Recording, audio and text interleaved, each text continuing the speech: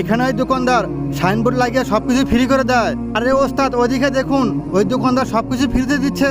ভাই তোমার শরবত খাবো না, নেও এটা। তারা এই কথা বলে অন্য দোকানে চলে যায়।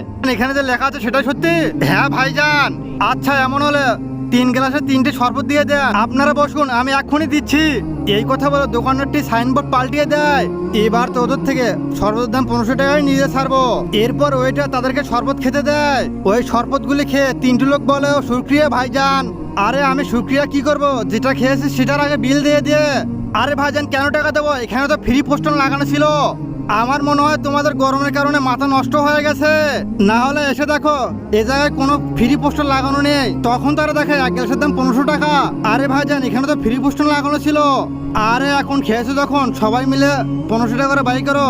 তারা টাকা দিয়ে সেখান থেকে চলে যায়। ভাইজান 100 টাকার গ্লাস 1500 টাকা নিয়েছে, এর তো বদলাই নিয়ে ছাড়বো আমরা। হ্যাঁ বদলা তো নেবো, আমার সাথে চলো সবাই। এরপর তারা পোস্টার লাগাতে আসে, 2 গ্লাস শরবত খেতে পারলে 5000 টাকা পুরস্কার তোমাদের দেবো। কিন্তু দোকানদার পোস্টার লাগানোর সময় সবকিছু দেখে ফেলে। ভাইজান পোস্টারে লেখা আছে সেটাই তো? হ্যাঁ তাহলে আমাদেরকে 3 গ্লাস খেতে দিন। তারপর শরবতের ভিতরে গুঁড়োমরিচ মিশে দেয় দোকানদারটি। তার আগে দেখবো কে কে শয়তানকে হারিয়ে আল্লাহকে ভালোবাসে। যারা যারা আল্লাহকে ভালোবাসে ভিডিওতে লাইক দিয়ে চ্যানেলটিকে সাবস্ক্রাইব করিয়েন। আর যারা শয়তানকে ভালোবাসে তাদের কোনো কিচ্ছু করার দরকার নেই। দোকানদার তাদেরকে শরবত খেতে দেয়, তারা শরবত খেতে পারে না। ভাইজান এবার তোমরা শরবতের টাকা বের করো। ভাইজান আমাদের কাছে চুল করতেছে, হা হা হা।